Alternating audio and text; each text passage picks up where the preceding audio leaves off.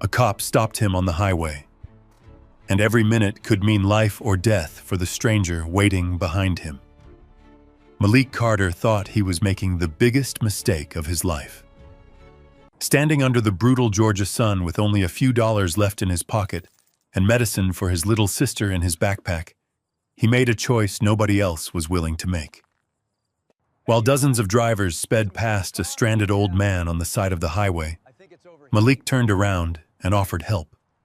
What happened next would shock an entire city, because the exhausted stranger sitting beside that broken Cadillac wasn't just any old man.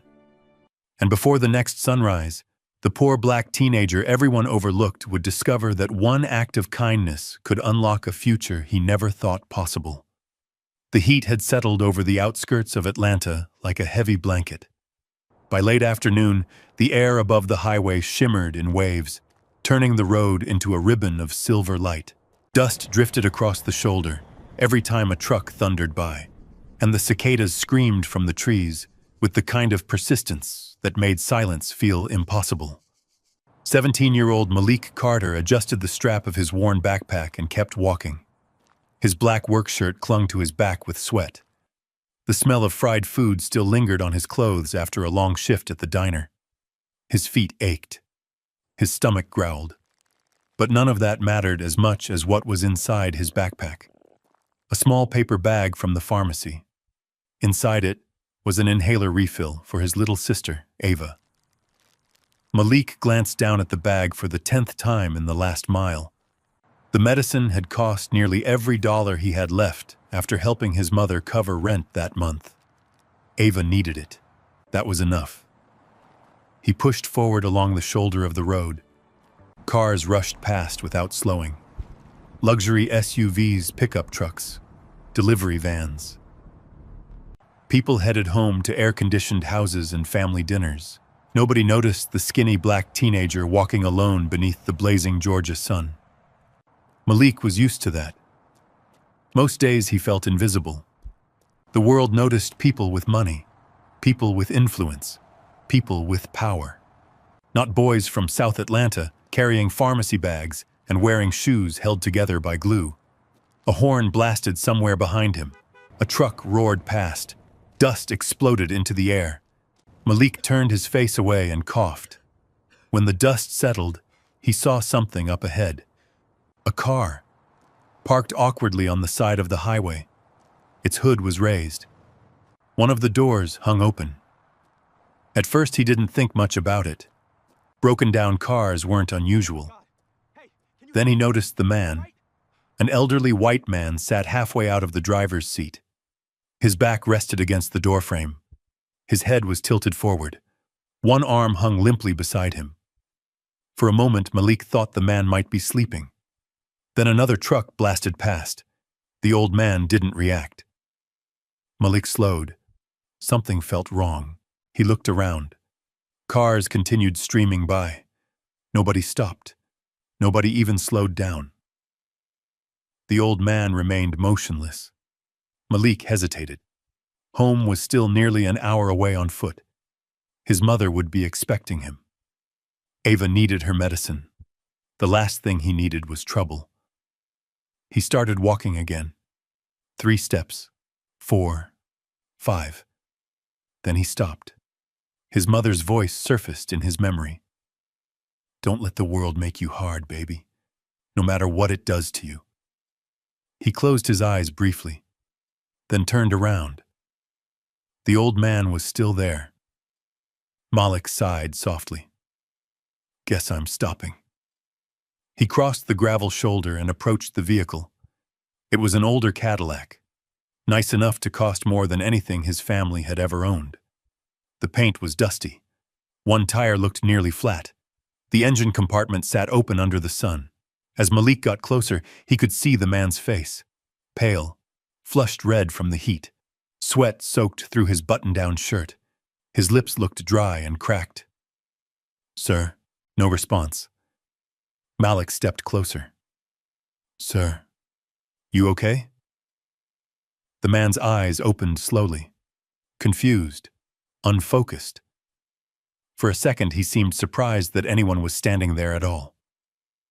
Oh, his voice was weak. Hello. Malik crouched beside him. You don't look too good. The old man managed a tired smile. I've had better afternoons. His breathing sounded strained. Not dangerous, but not normal either.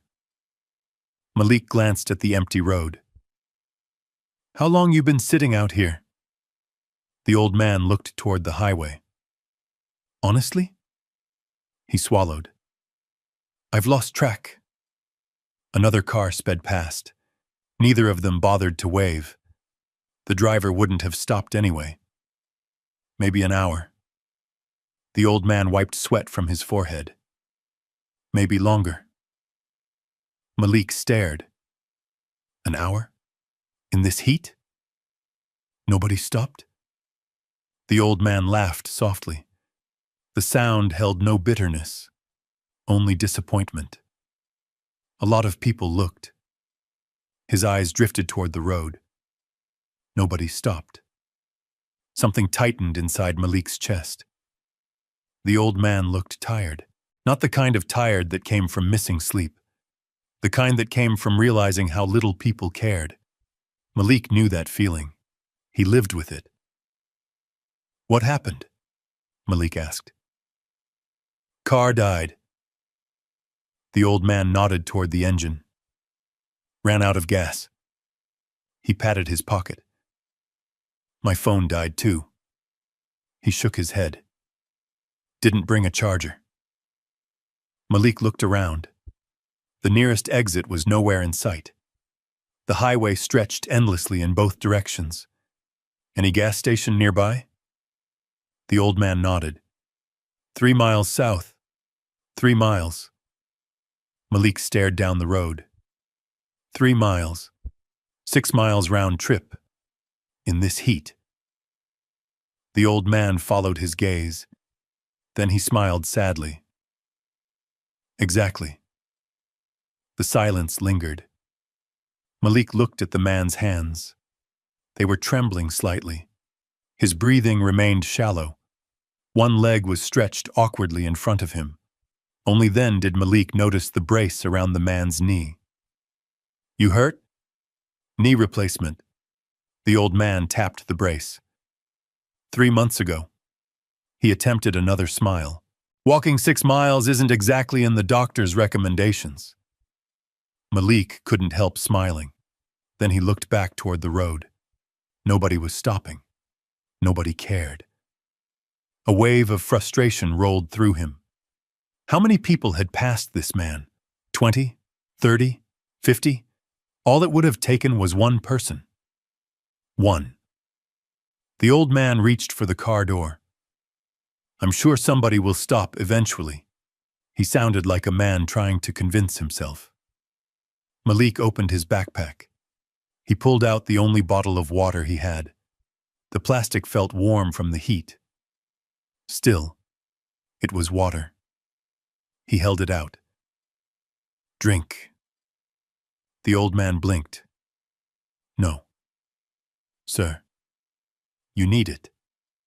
Malik unscrewed the cap and pressed it into the man's hand. You need it more. The old man's eyes softened. For a moment he looked as if he might argue again. Instead, he took the bottle. His hands shook. He drank slowly. When he finished, he stared at the nearly empty bottle. Thank you. Malik shrugged. No problem. The old man looked at him carefully now, really looked, as though seeing him for the first time. What is your name, son? Malik. Malik. The man nodded. I'm Charles. Malik sat on the gravel beside him. The heat pressed down around them. The highway hummed. Somewhere overhead, a hawk circled lazily through the bright sky. You from around here? Charles asked. South Atlanta. Charles nodded. Long walk. Malik laughed softly. Yeah.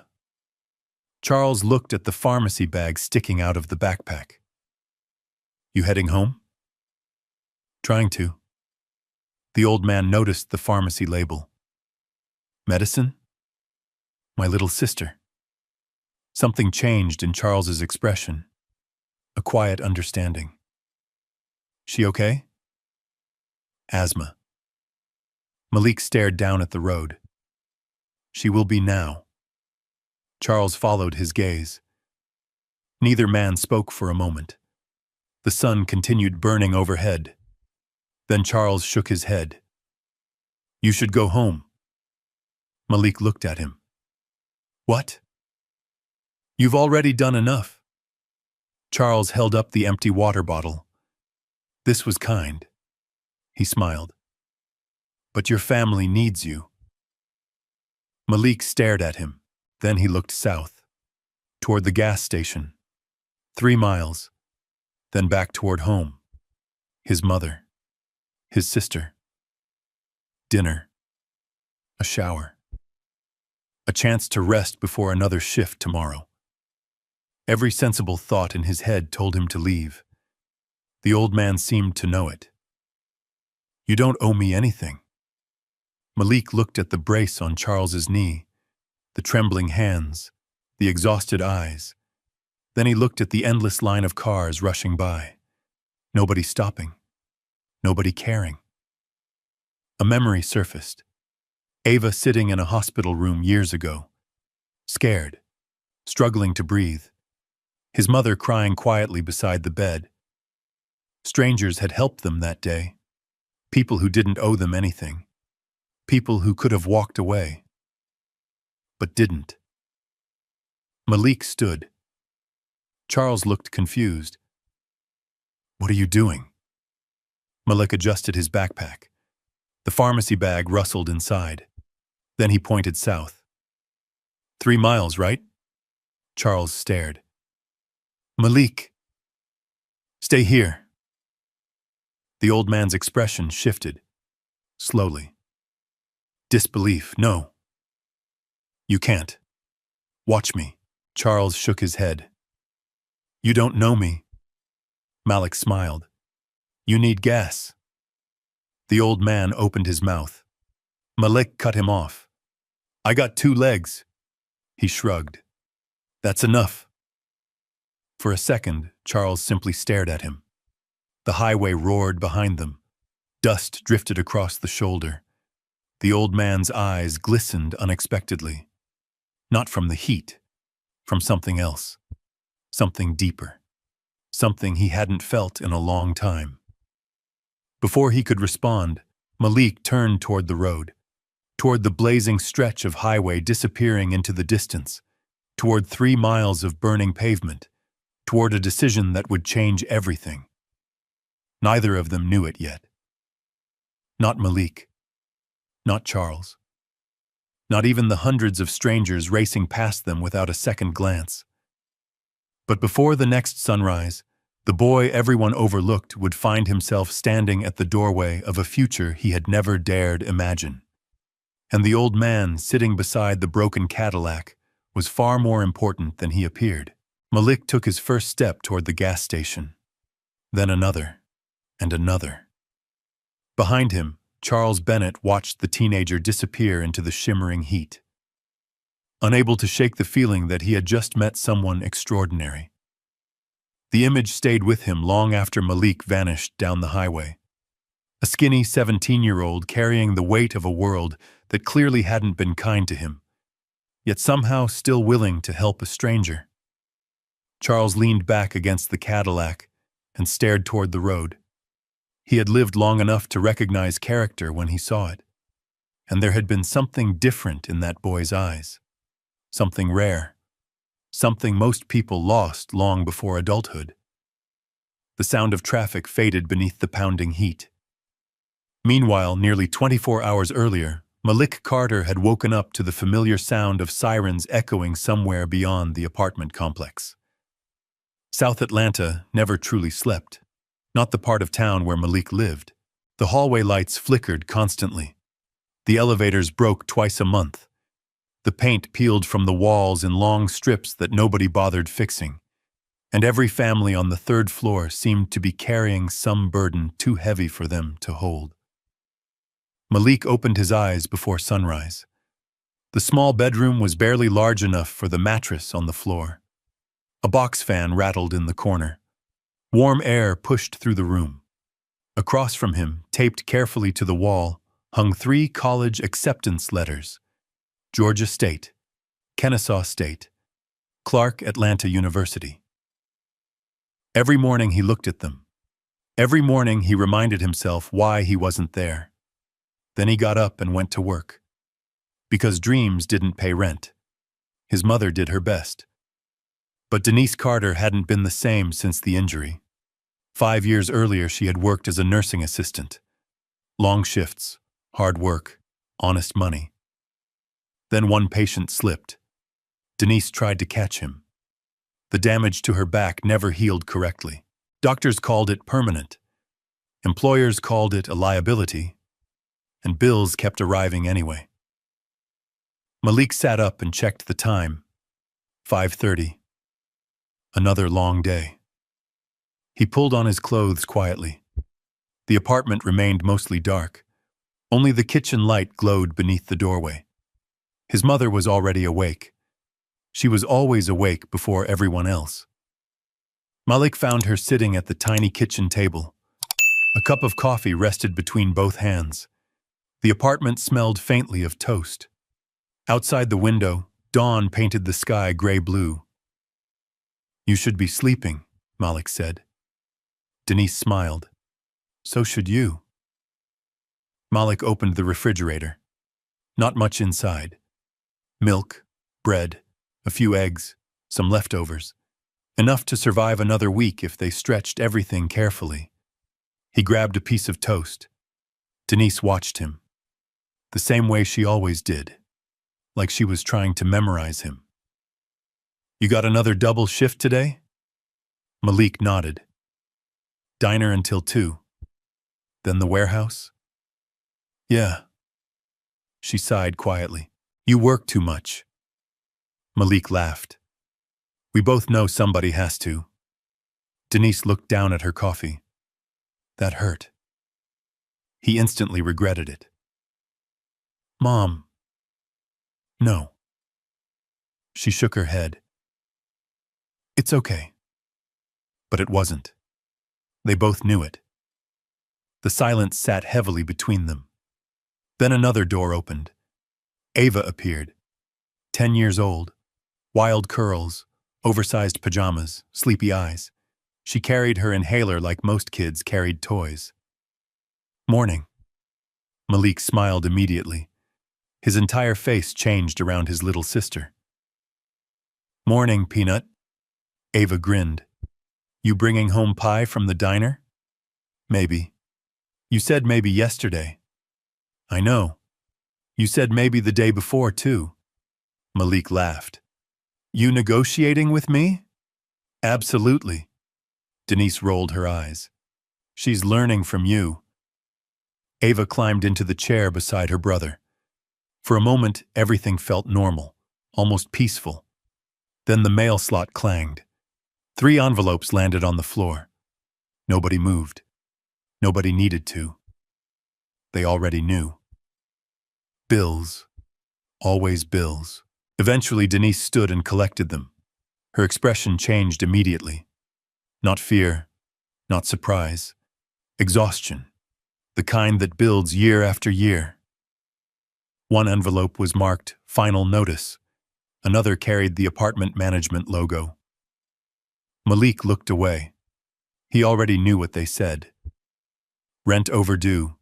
Utilities overdue. Payment required. The same story every month. The same battle. The same impossible math. Ava noticed the tension. Children always did, even when adults tried hiding it. She quietly reached over and squeezed her mother's hand. Denise forced a smile. "I'm okay, baby." But Malik saw the tears threatening behind her eyes, and something inside him tightened. The world had spent years taking from his mother. Her health, her career, her security, yet she still smiled, still prayed, still believed tomorrow could be better. Sometimes Malik wished he believed that too. By 6:30, he was walking toward the diner. The city was waking up around him. Buses groaned through intersections. Street vendors unlocked carts. Workers hurried toward jobs. The morning smelled like coffee, gasoline, and summer humidity. The diner sat near a busy intersection, a place where businessmen, construction workers, nurses, and truck drivers all passed through. Malik pushed through the back entrance. Immediately, the kitchen heat hit him. Grease, steam, the clatter of dishes, the sound of orders being shouted. His manager, Rick Holloway, stood near the register. Rick noticed Malik instantly. "You're 2 minutes late." Malik checked the clock. 6:58. His shift started at 7. Rick didn't care. "You planning on making something of yourself, Carter?" Malik remained silent. Experience had taught him that arguing only made things worse. Rick smirked. "Didn't think so." Then he walked away. The words shouldn't have bothered him, but they did. Because Rick always found new ways to say the same thing. Know your place. People like you don't get ahead. People like you stay in the kitchen. Stay invisible. Stay grateful. Malik tied on an apron and got to work. The next 7 hours disappeared into dirty plates and hot water. Customers came and went. The lunch rush exploded. Orders stacked endlessly. By noon, his back hurt. By 1, his hands were raw. But he kept moving, because stopping wasn't an option. Around 1:30, an elderly woman struggled through the front door, carrying too many grocery bags. Nobody moved. Nobody noticed. Except Malik. He stepped away from the dish station, held the door, carried her bags to a booth. The woman smiled warmly. "Thank you, sweetheart. No problem." Rick saw the interaction. Later, he pulled Malik aside. "You got time to help customers now?" Malik frowned. "She needed help, not your job." Malik looked toward the woman, then back at Rick. Something inside him wanted to argue. Instead, he simply nodded. "Yes, sir." Rick walked away satisfied. But one of the waitresses, Mrs. Jenkins, had witnessed everything. She approached quietly, slipped a slice of apple pie into a container. "Your sister still likes pie?" Malik smiled. "More than oxygen." Mrs. Jenkins winked. "Take it home." For the first time all day, he smiled. Because despite everything, there were still good people in the world. People who noticed. People who cared. People like Mrs. Jenkins. People like his mother. And maybe, people like the old man sitting beside a broken Cadillac on the side of the highway. At 2 o'clock, Malik clocked out, then immediately headed toward his second job. Because kindness was free, but survival wasn't. And by the time the next afternoon arrived, fate would place him on a lonely highway beside a stranded stranger. A stranger whose life was about to become tangled with his own forever. But before that moment arrived, there were still ordinary hours to survive. The warehouse sat behind a row of aging industrial buildings on the south side of the city. From the outside, it looked forgotten. Faded paint, rust along the loading docks. Broken pavement cracked by years of Georgia summers. Inside, the air smelled like cardboard, dust, and diesel fuel. Malik spent most afternoons unloading deliveries, stacking boxes, and moving inventory from one side of the building to the other. The work wasn't complicated, just exhausting. By 3 o'clock, sweat had soaked through his shirt for the second time that day. By 4, his shoulders burned. By 5, every muscle in his back felt tight. Still, he kept moving, because every hour meant a little more money. Every dollar meant one less thing his mother had to worry about. When his shift finally ended, the sun was beginning its slow descent toward the horizon. The golden light stretched across the parking lot. Most workers hurried toward their cars. Malik started walking toward the bus stop. Then he spotted Mrs. Rodriguez. The elderly woman lived in his apartment building. She stood beside a shopping cart filled with groceries. One of the wheels had broken. The cart leaned sideways. A bag of oranges had spilled onto the sidewalk. Several people walked past her. Nobody stopped. Malik sighed softly, then headed in her direction. "Need a hand?" Mrs. Rodriguez looked up. Relief immediately filled her face. "Oh, thank heaven." Within minutes, Malik had gathered the groceries and carried them the 6 blocks back to the apartment complex. "You didn't have to do that," she told him. "I know. You're a good young man." Malik smiled. His mother always said kindness wasn't something you talked about. It was something you practiced. Even when nobody noticed. Especially then. By the time he reached his apartment, dusk had settled over South Atlanta. Children played basketball in the parking lot. A distant siren echoed somewhere beyond the neighborhood. Music drifted from an open window. Life continued, the same as always. Malik climbed the stairs and stepped inside.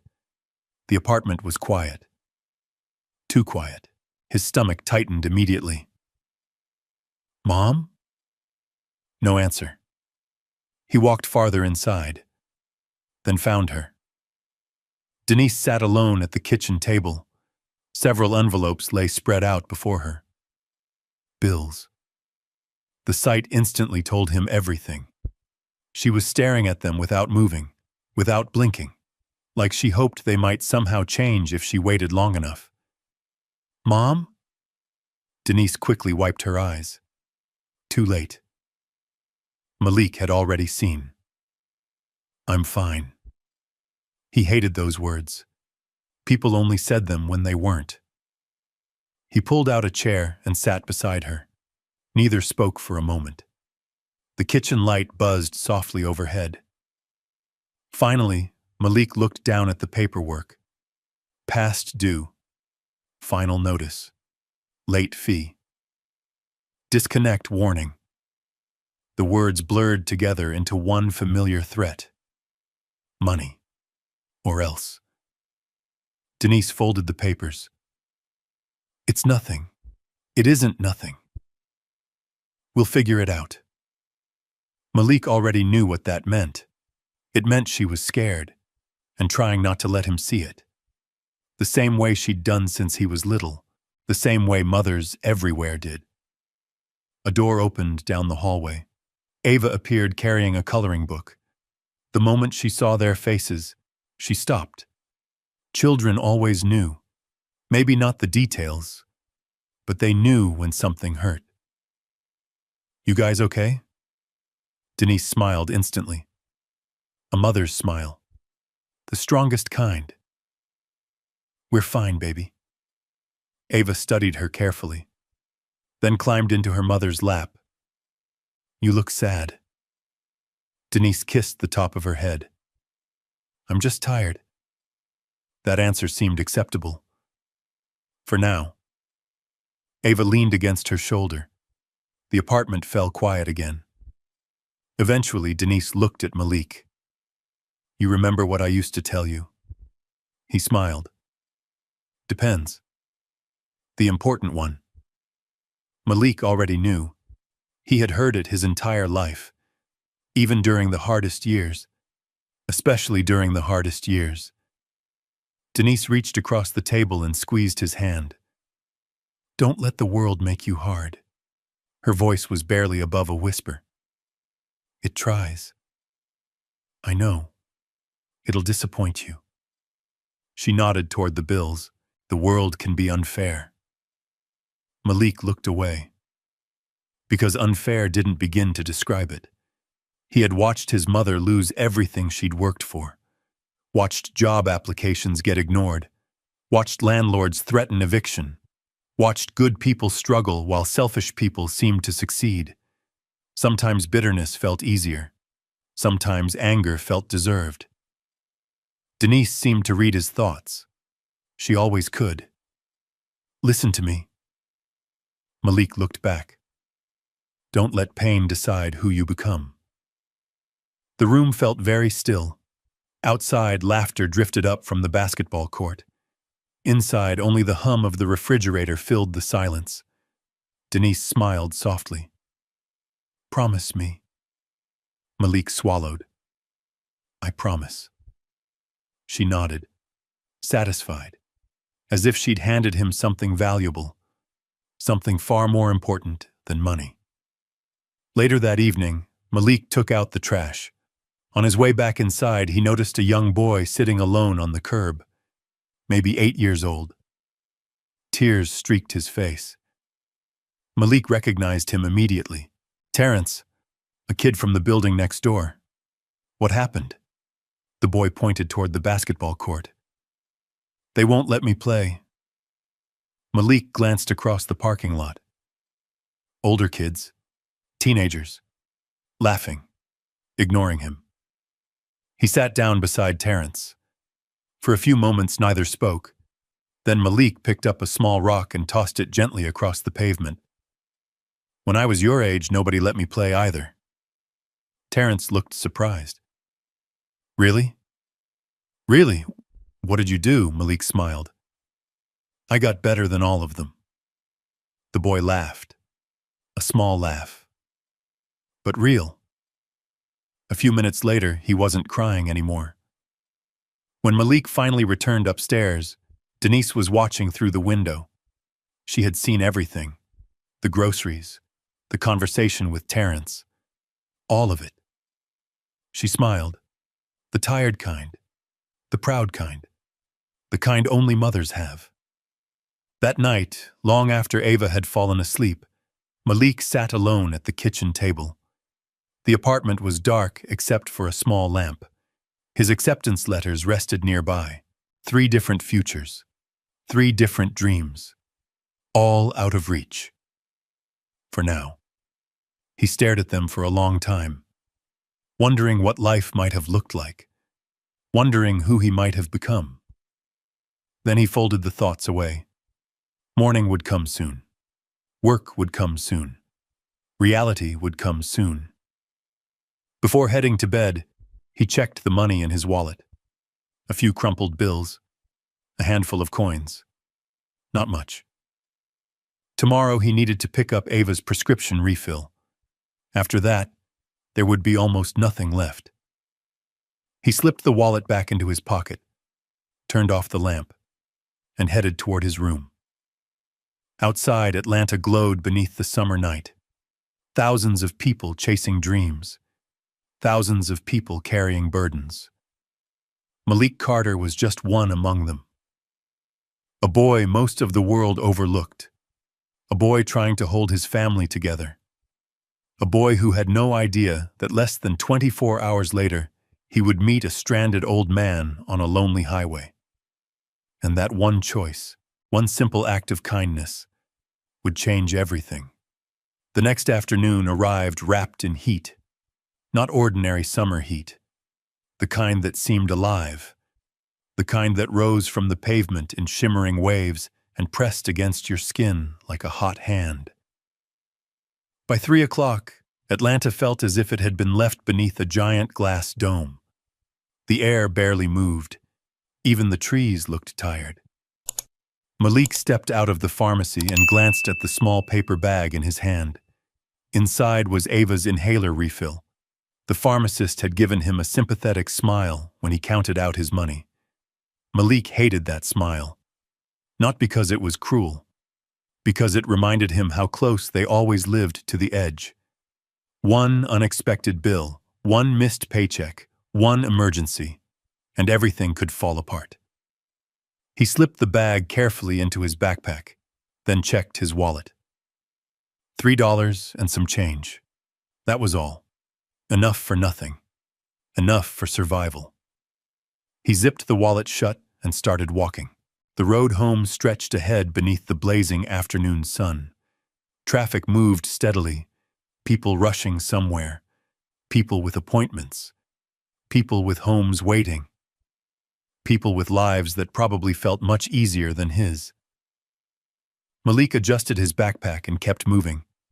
Half a mile later, he passed a bus stop. A young mother sat there with two small children. One of the kids dropped a stuffed bear. Before she noticed, the toy rolled into the grass beside the road. Malik picked it up and handed it back. The little girl smiled. A huge smile. The kind children gave freely. "Thank you. You're welcome." The mother nodded gratefully. A tiny moment. Nothing important. Yet somehow it made the day feel lighter. For a few seconds, anyway. Then the heat returned. The long walk continued. The road eventually left the city behind. Buildings became fewer. Trees became thicker. Traffic moved faster. The shoulder narrowed until it was little more than gravel and red Georgia dirt. Malik could already feel sweat soaking through his shirt. The backpack felt heavier with every step. He was thinking about dinner. Thinking about Ava. Thinking about whether Mrs. Jenkins had actually remembered the pie. When something caught his eye. A dark-colored Cadillac sat on the side of the road. Its hood was raised. The driver's door hung open. At first he kept walking. People broke down all the time. Someone would help. That was what he assumed. Then he noticed the man. An elderly white man, alone, slumped awkwardly against the driver's seat. His posture immediately felt wrong. Not resting. Not waiting. Something else. Malik slowed. A pickup truck sped past. The driver looked directly at the stranded car, then kept going. Another SUV followed. Same thing. A glance, then gone. The old man never moved. Malik stopped completely. The memory remained vivid. The way the afternoon sunlight reflected off the Cadillac. The way the heat distorted everything. The way the old man seemed smaller than he should have looked. Like the world had forgotten him. For several seconds, Malik stood frozen. His practical side told him to keep walking. Home was still far away. His mother would worry. Ava needed the medicine. He had responsibilities. He wasn't some hero, just a tired teenager trying to survive. Then he saw the old man's hand tremble. Just slightly, but enough. Malik sighed. "Come on." He changed direction. Gravel crunched beneath his shoes. The closer he got, the worse the situation appeared. The man's face was flushed red. Sweat soaked through his shirt. His breathing looked shallow. One leg stretched awkwardly forward. A medical brace wrapped around the knee. The old man opened his eyes when Malik approached. Confusion flickered across his features. Then surprise, as if he genuinely hadn't expected anyone to stop. "Sir?" The old man blinked. "Oh." His voice sounded rough. "Hello, you okay?" The old man laughed weakly. A dry sound. "I've definitely been better." Malik crouched beside him. "What happened?" The old man pointed toward the engine. "Ran out of gas." His lips cracked slightly when he spoke. "My own fault." He attempted another smile. "It wasn't exactly my smartest day." Malik glanced at the empty highway. "No phone? Dead." The old man pulled a useless device from his pocket. "No charger? No roadside assistance?" Another weak laugh. "Not unless they can hear telepathy." Despite himself, Malik smiled. The old man seemed nice, tired, exhausted, but nice. "How long have you been here?" The answer surprised him. "About an hour." Malik looked at the traffic. "An hour?" The old man followed his gaze. "A lot of people saw me." The sadness in his voice felt heavier than the heat. Nobody stopped. Something about that bothered Malik, deeply. Maybe because he understood the feeling. Maybe because he had experienced it himself. being seen, yet somehow invisible. The old man rubbed his forehead. The nearest gas station is 3 miles south. Malik looked down the road. 3 miles, then back at the Cadillac. 6 miles round trip. The old man seemed to know exactly what he was thinking. Too far. His voice was gentle. You've already stopped. Malik didn't answer. Instead, he opened his backpack. Inside sat the only bottle of water he had purchased earlier. He had planned to save it for the walk home. Now he handed it over. The old man hesitated. No. Take it. You need it. Malik shrugged. You need it more. For a moment, neither moved. Then the old man Hapaths accepted the bottle. His hands shook noticeably. The sight made Malik more concerned than before. The man drank carefully, slowly, as though every swallow mattered. When he finished, he looked genuinely emotional. Thank you. No problem. The old man stared at him. Really stared. Not at his clothes, not at his skin. At him. What did you say your name was? Malik. Malik. The old man nodded thoughtfully. I'm Charles. They shook hands. Charles's grip felt weak, but sincere. For a few moments they sat in silence. Cars rushed by. The sun continued burning overhead. Finally, Charles noticed the pharmacy bag sticking from Malik's backpack. You heading home? Yeah. Charles pointed toward the bag. Medicine? My little sister. She sick? Asthma. Charles nodded slowly. His expression softened. I hope she's okay. She will be. The old man smiled, then looked away, as if thinking about something. Perhaps someone. The silence stretched. Eventually, Charles spoke again. You should go, Malik frowned. What? You already helped. Charles lifted the empty water bottle. This mattered. He looked genuinely grateful. But your family comes first. Malik glanced toward the road, toward home, toward responsibility, toward common sense. Then he looked back at Charles. The man was trying to sound strong, trying to act fine. But Malik could see the truth. The trembling hands, the flushed face, the exhaustion. Charles wasn't okay, and deep down, they both knew it. You don't owe me anything, Charles said quietly. Malik looked at the older man for a long moment, then toward the highway, then toward the distant horizon. 3 miles. The number felt enormous. His body already ached. His wallet was nearly empty. His future uncertain. Yet somehow the decision felt simple. The same way helping Mrs. Rodriguez had felt simple. The same way helping Terrence had felt simple. The same way his mother always made it sound. Do the right thing, then keep moving. Malik stood. Charles looked alarmed. What are you doing? Going to get gas? No.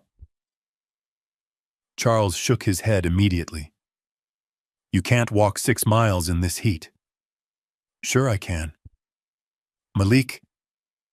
The old man sounded almost desperate. You don't know me. Malik smiled slightly. Nope. You don't owe me a thing. Probably true. Charles stared at him, waiting. Malik adjusted the backpack on his shoulders, then pointed down the road. You need gas. He tapped his own chest. I got 2 legs. A small grin appeared. Sounds like we both got what we need. For the first time all afternoon, Charles looked completely speechless. A strange expression crossed his face. Disbelief, respect, gratitude, maybe all 3. Malik started walking, The heat hit him immediately. The road stretched endlessly ahead. Behind him, Charles called out one final time, "Malik." The teenager turned. The old man sat beside the Cadillac, staring at him. There was something unusual in his eyes now, something thoughtful, something unforgettable. "Be careful." Malik nodded. "You too." Then he turned back toward the road, toward 3 miles of blazing pavement, toward a decision that already felt bigger than either of them understood. And behind him, Charles Bennett watched the teenager disappear into the shimmering heat, still unable to shake the feeling that he had just met someone extraordinary. Malik didn't look back again. If he did, he might start thinking about how far 3 miles really was. 3 miles under a Georgia summer sun. 3 miles with almost no money in his pocket. 3 miles carrying responsibilities that felt heavier than any backpack. So he kept moving. The first few 100 yards weren't bad. The adrenaline helped. His legs were still fresh. The road stretched ahead in a straight line, disappearing into waves of heat that danced above the pavement. Cars rushed past every few seconds. Most drivers never noticed him.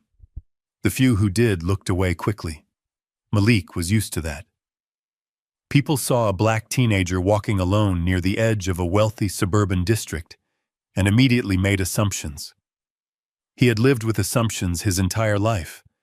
The assumption that he wasn't smart. The assumption that he was dangerous. The assumption that he belonged somewhere else. The assumption that he would never amount to much.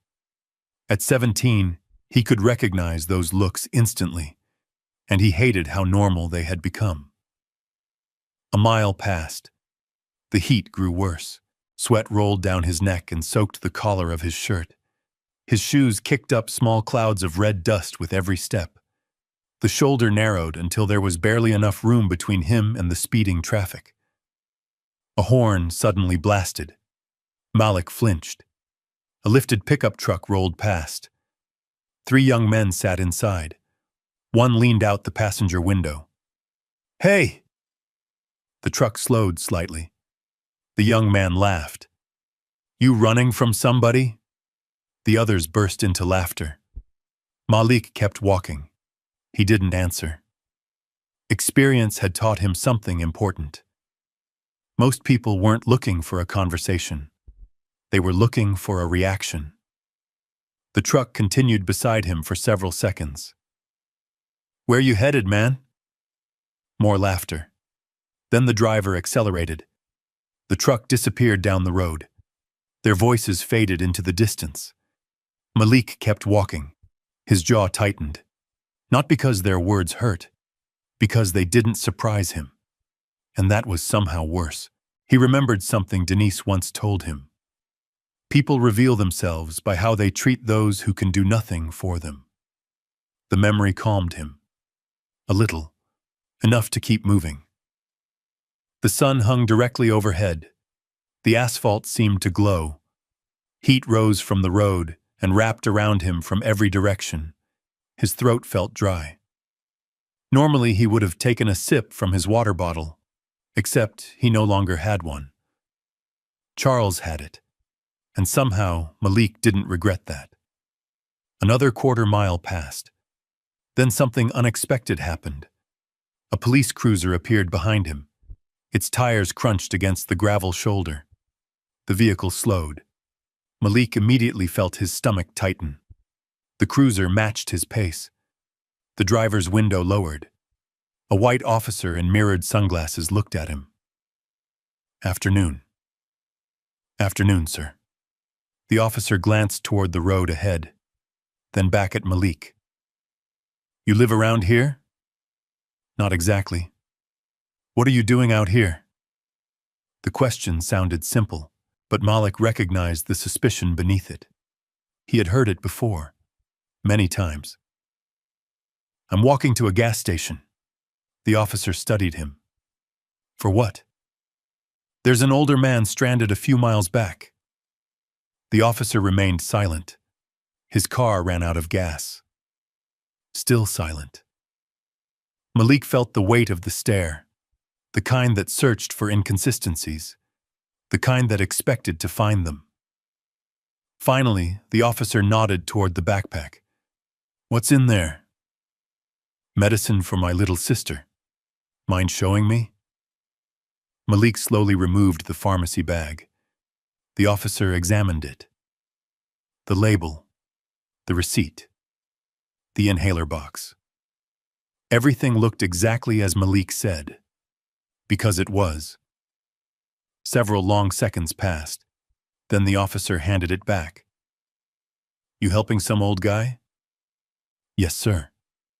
The officer leaned back slightly. Something in his expression shifted. "Not completely, but enough." 3 miles? That's what he said. The officer glanced toward the road, then toward the blazing afternoon sun. "You know that's a long walk." "Yes, sir." The officer looked at him for another moment, then sighed. "Well," he paused. "You better get moving." Malik nodded. "Yes, sir." The cruiser pulled away. Within seconds, it vanished into traffic. Malik stood still for a moment, his heart still beating faster than normal. Not because the officer had been rude. He hadn't. Not exactly. But because Malik understood something the officer probably never would. When people constantly questioned your intentions, you eventually started feeling guilty even when you had done nothing wrong. He shook the thought away. There wasn't time. Charles was still waiting. The second mile felt longer, much longer. The heat had moved beyond uncomfortable. Now it felt personal. The sun pressed down like a weight. Every step seemed to require more effort than the last. His shirt clung to his skin. His mouth felt dry. His shoulders ached. Yet he continued. 1 foot, then the other, then another. He thought about Ava, about the inhaler in his backpack, about her small smile whenever she could breathe easily again. He thought about Denise, about the bills on the kitchen table, about the promise he had made. Don't let the world make you hard. That promise mattered now, more than ever. Because bitterness would have been easier, much easier. It would have been easy to walk past Charles, easy to convince himself somebody else would help, easy to decide his own problems mattered more. Maybe they did, but he couldn't do it. Not after seeing that old man sitting there alone. Not after watching dozens of people ignore him. The gas station finally appeared in the distance. A small building beneath a faded red canopy. Its neon sign flickered weakly despite the daylight. The sight filled Malik with relief. He picked up his pace. Not much, just enough. As he approached the station, he could almost feel hope returning. The hard part was over, or so he thought, because waiting inside was a problem he hadn't seen coming, and it was about to test him in a completely different way. Malik pushed open the station door. Cool air spilled across his face. For a brief moment, it felt like heaven. He had no idea that within the next few minutes, he would discover he was short on money, and that one stranger inside the station would soon make a decision that changed everything. The cool air inside the gas station washed over Malik like a blessing. For 3 seconds, he simply stood there, breathing, letting his body cool, letting his heartbeat settle. The station wasn't much to look at.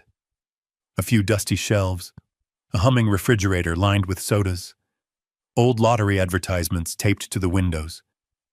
The smell of coffee, gasoline, and floor cleaner mixed together beneath fluorescent lights that buzzed overhead. 3 customers stood near the counter. A truck driver buying cigarettes, a woman carrying a gallon of milk, an older man in a faded military cap quietly sipping coffee near the window. Nobody paid much attention to Malik, at least not at first. He walked toward the back of the store where several red gas cans hung on a display rack. The cheapest one cost more than he hoped. His stomach tightened. Still, there wasn't another option. He grabbed the smallest can available and carried it toward the counter. The cashier looked up, middle-aged, heavy-set. Name tag that read, Don. What can I get you? Need this can. Don scanned it. The register beeped. Malik glanced at the total. His stomach sank immediately. The can alone cost more than expected, and he still needed gasoline. You filling it today? Yes, sir. Don nodded. Pump 3. Malik carried the can outside. The heat hit him again, like an oven door opening.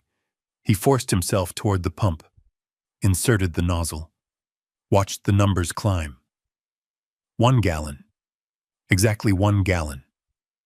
Enough to get Charles somewhere safe. The pump clicked. Finished. Malik stared at the amount, then took a slow breath. Maybe, just maybe, he still had enough. He returned inside, placed the can on the floor beside the register. Don entered the fuel charge. The total appeared. Malik immediately knew something was wrong. His heart dropped. Slowly, he pulled the crumpled bills from his pocket. Then the coins. He counted once, twice, 3 times. The total never changed. He was short. Exactly $2. $2. After everything. After nearly 3 miles in brutal heat. After giving away his water. After promising Charles he would come back. $2 stood between him and keeping his word. Don stared at the money, then at Malik. You don't have enough, I know. The words barely came out. Malik looked down at the counter. His mind raced. Maybe he had missed something.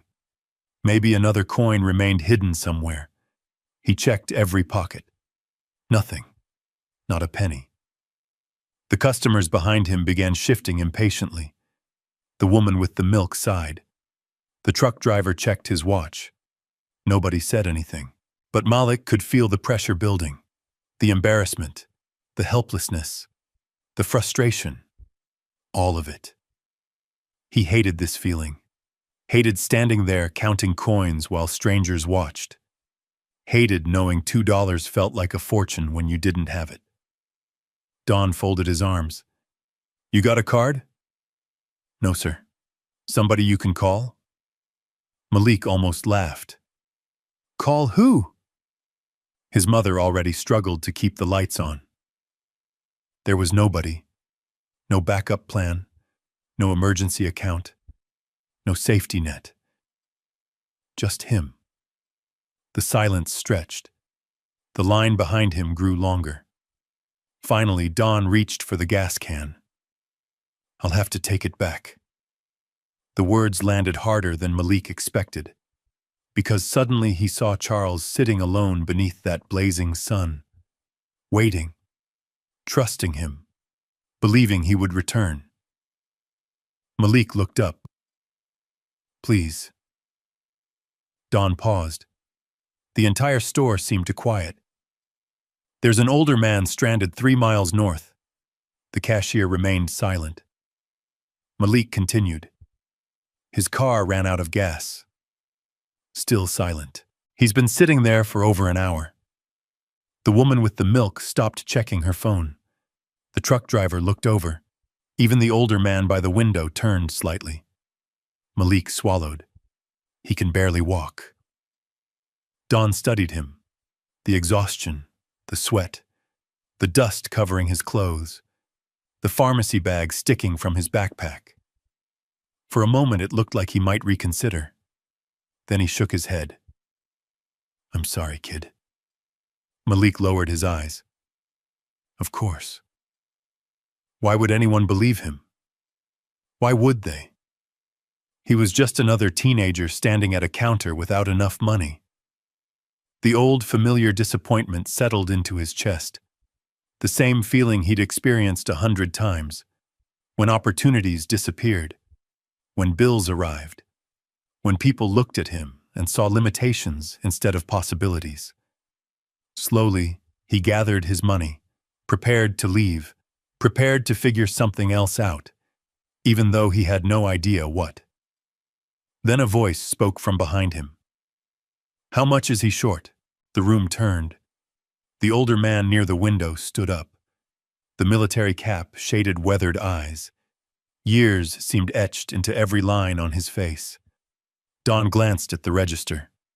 $2.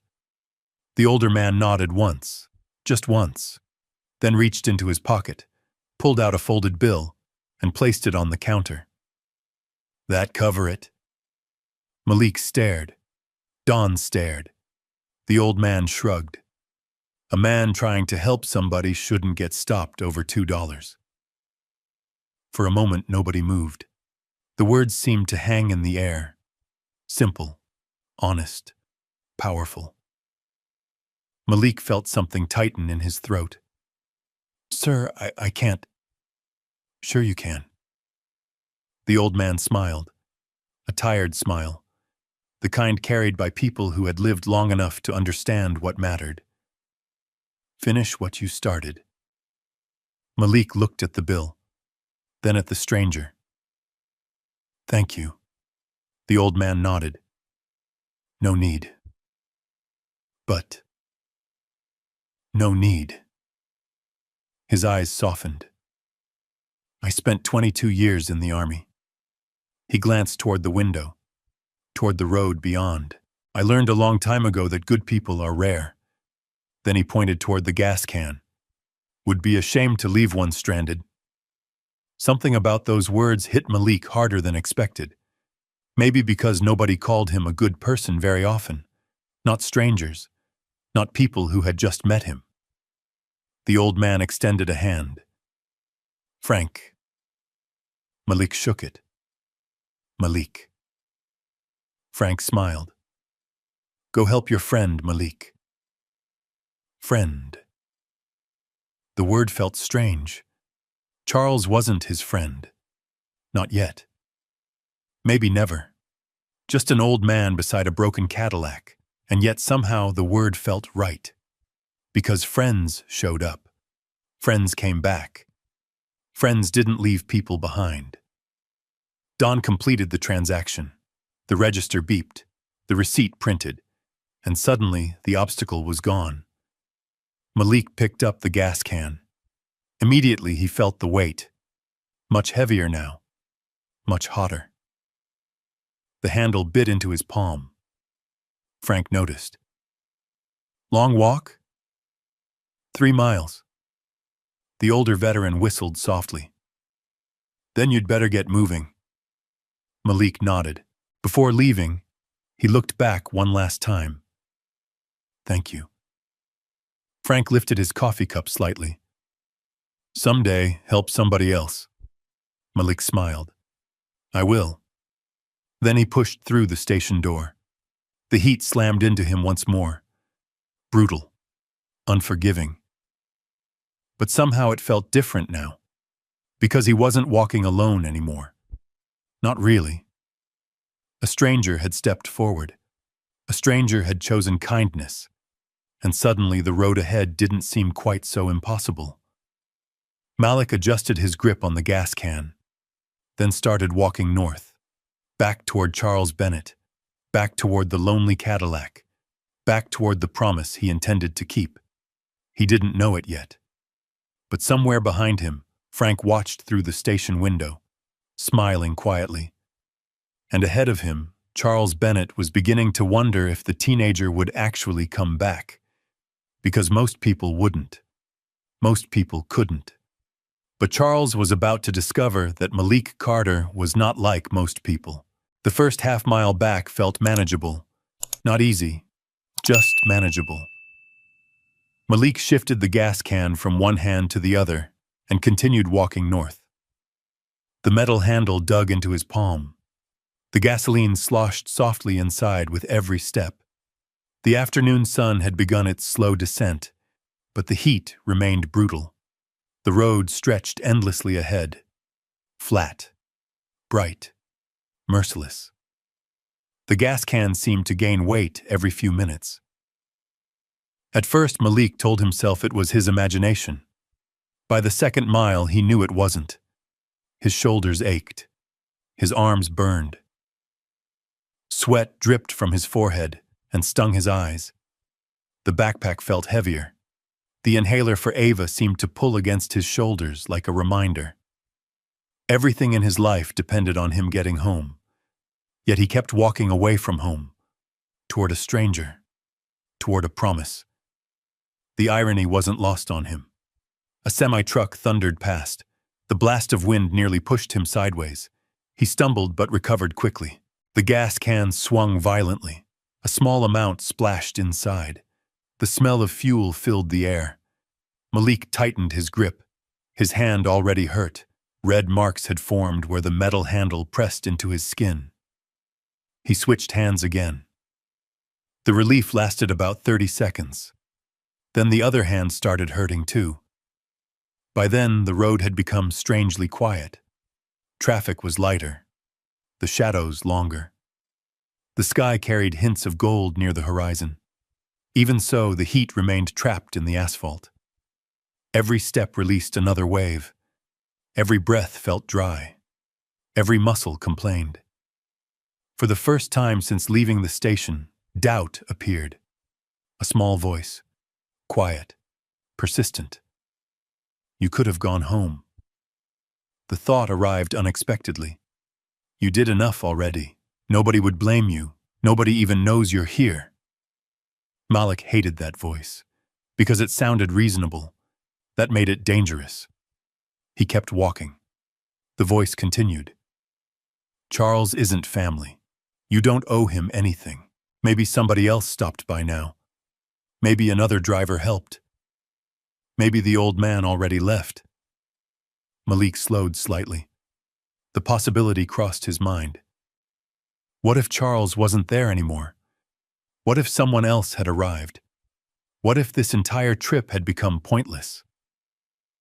The questions swirled around him. Then another memory surfaced. His mother's face.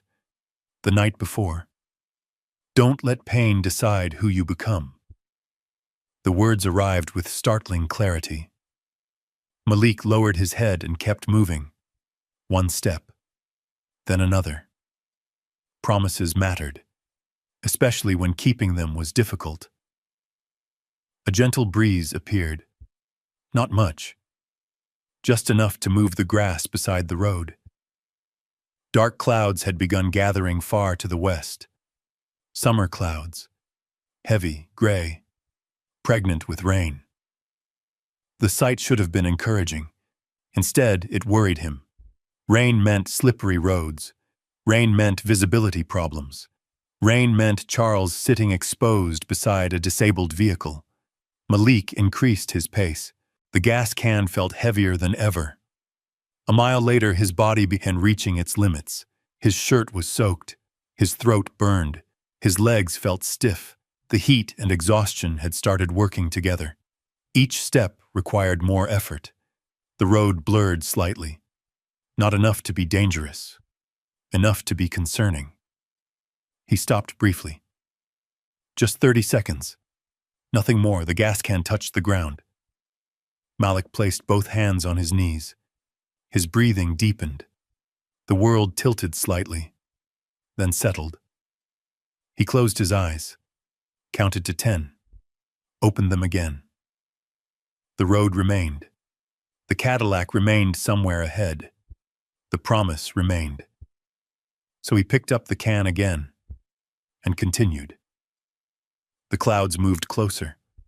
Thunder rolled somewhere far away. Not loud. Not yet.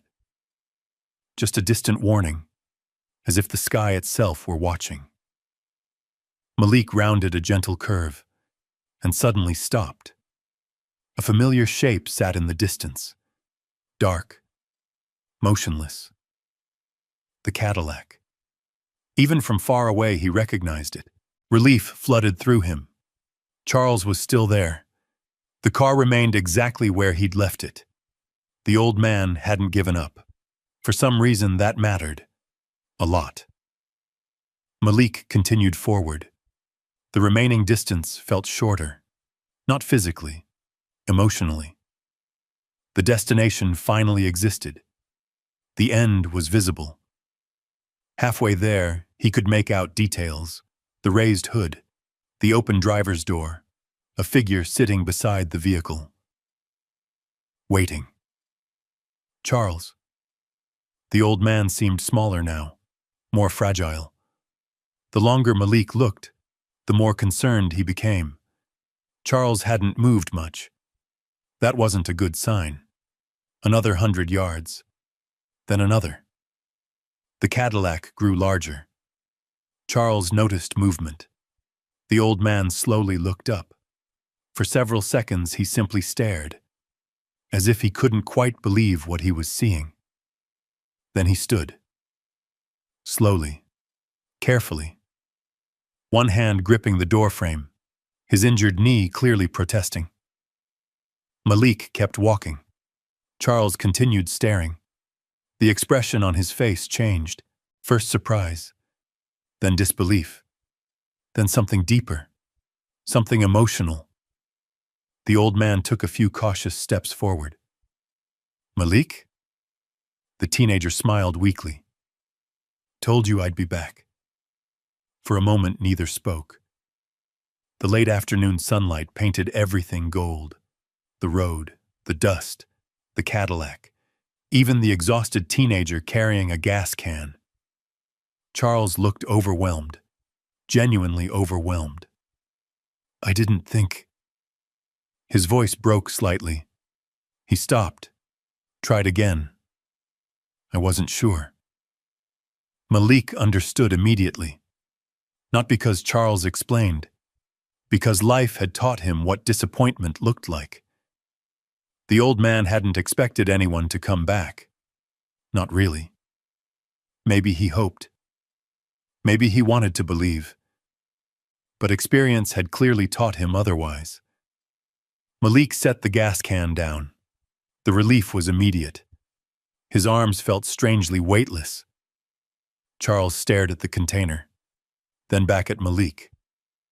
You walked all the way there. Yep, and all the way back. That's usually how round trips work. For the first time all afternoon, Charles laughed. A real laugh. Not forced, not polite. Real. The sound surprised both of them. Then Charles noticed the condition Malik was in. The soaked shirt, the dusty shoes, the red marks on his hands. The exhaustion. His smile faded. You carried that the entire way. Malik shrugged. Somebody had to. The old man's eyes glistened briefly. He looked away before Malik could fully notice. Then he cleared his throat.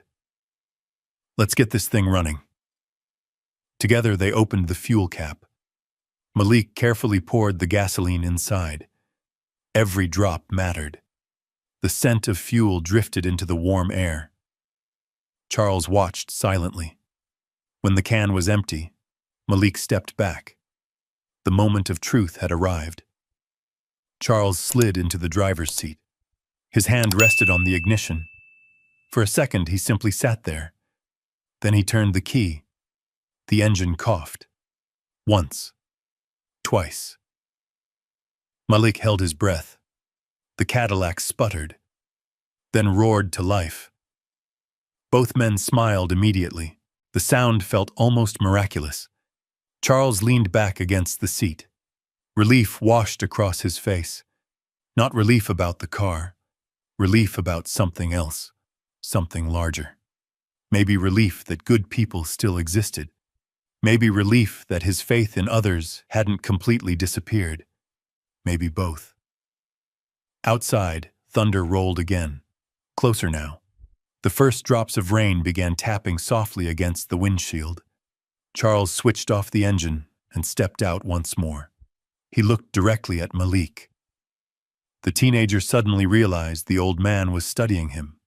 Not casually, carefully.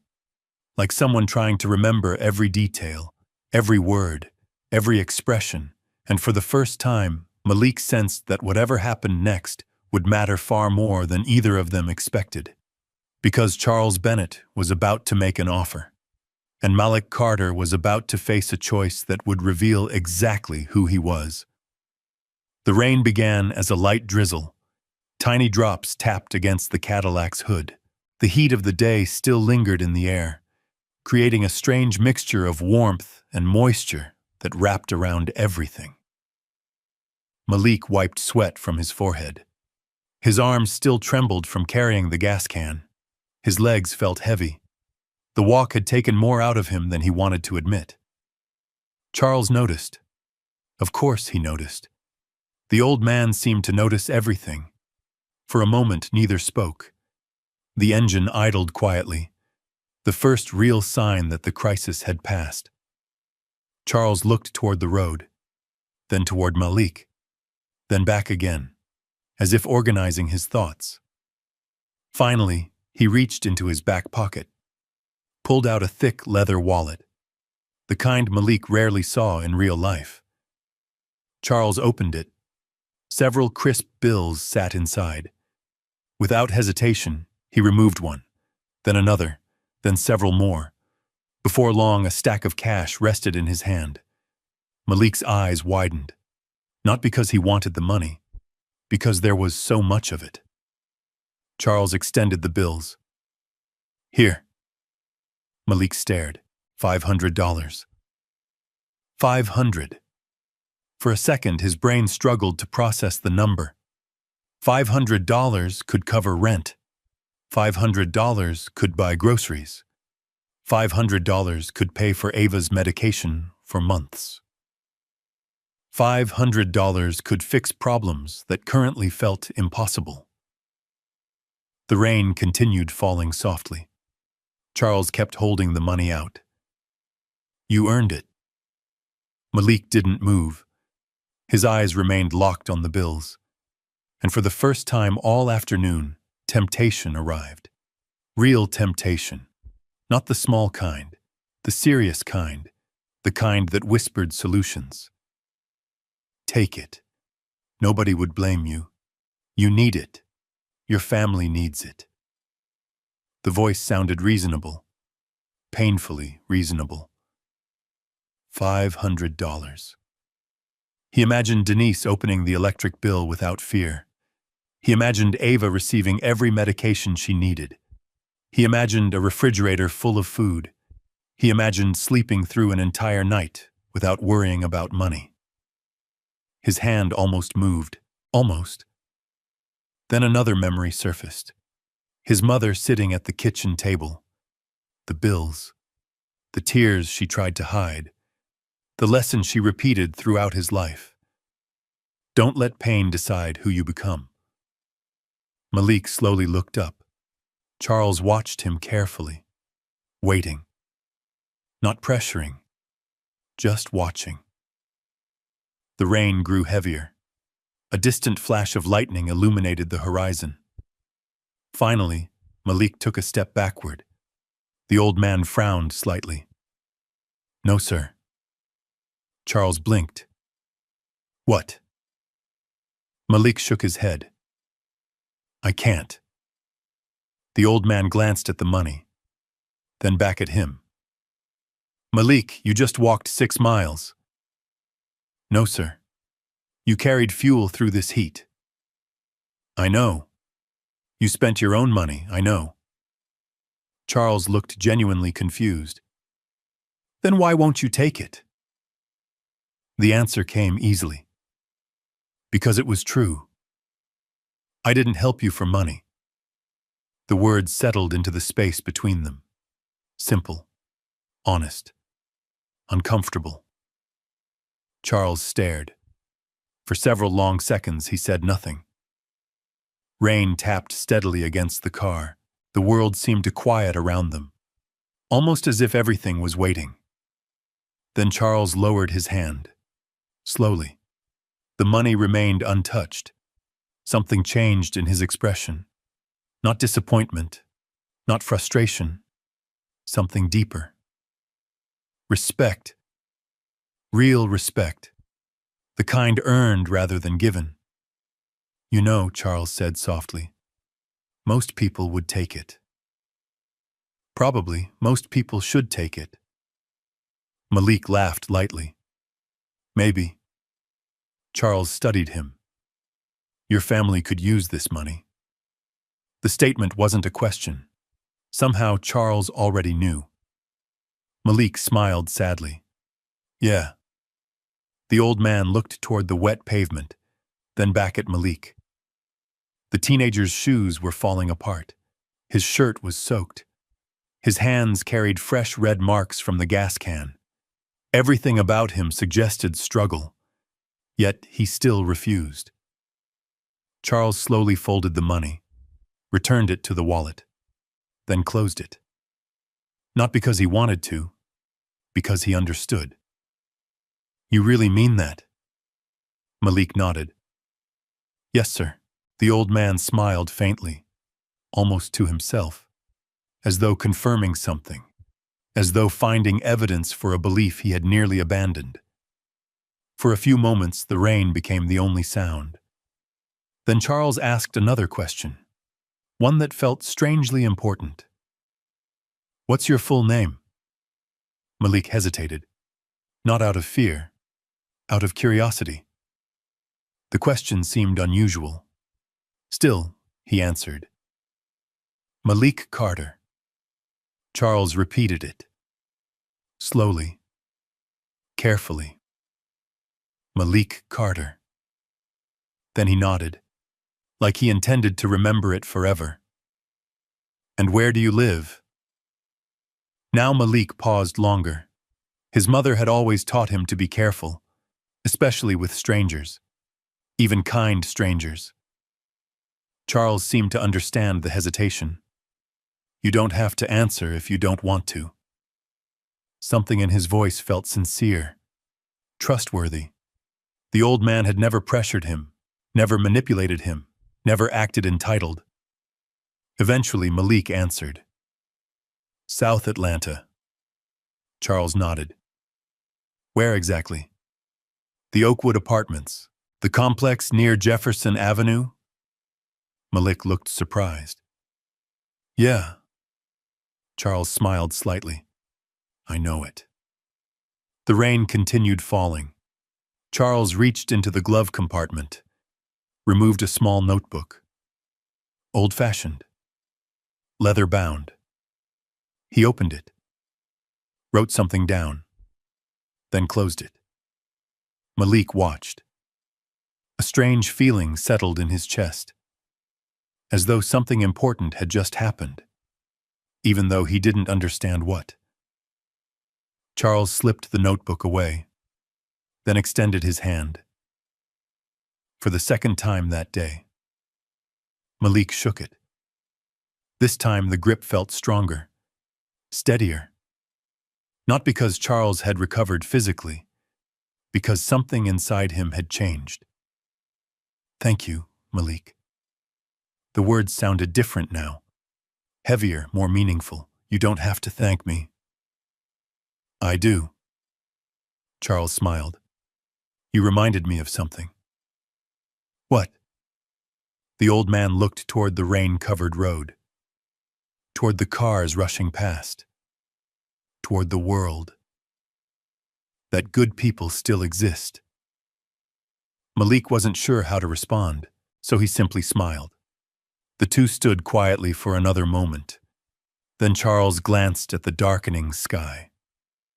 You should get home. My mom probably agrees. That earned another laugh, a real one. Charles opened the driver's door, then paused. One more thing. Malik stopped. Yes, sir? The old man's eyes met his. Steady, thoughtful, almost emotional. Never let anyone convince you that what you did today doesn't matter. The words landed harder than either of them expected, because deep down, Malik often wondered exactly that, whether kindness mattered, whether doing the right thing mattered, whether any of it changed anything. Charles seemed to read the question in his face. It matters. Then he climbed into the Cadillac. The engine started smoothly. The headlights illuminated the rain. For a moment the old man sat there, looking through the open window, looking directly at Malik, almost as if memorizing him. Then he nodded once and drove away. The Cadillac disappeared into the rain. Malik stood alone beside the road, watching the taillights shrink into the distance. Eventually, they vanished completely. Only then did he start walking home. He didn't know it yet, but somewhere inside that departing Cadillac sat a man who could change lives with a single phone call. And before the night was over, Charles Bennett would make one. A phone call that would send lawyers, assistants, and black SUVs toward South Atlanta before sunrise. A phone call that would change the future of Malik Carter forever. But Malik knew nothing about that. As far as he was concerned, the day was finally over. The rain followed him most of the way home. Not a storm, just a steady summer shower that cooled the air and darkened the streets. The city lights reflected in puddles along the sidewalks. Traffic hissed across wet pavement. Neon signs glowed softly through the mist.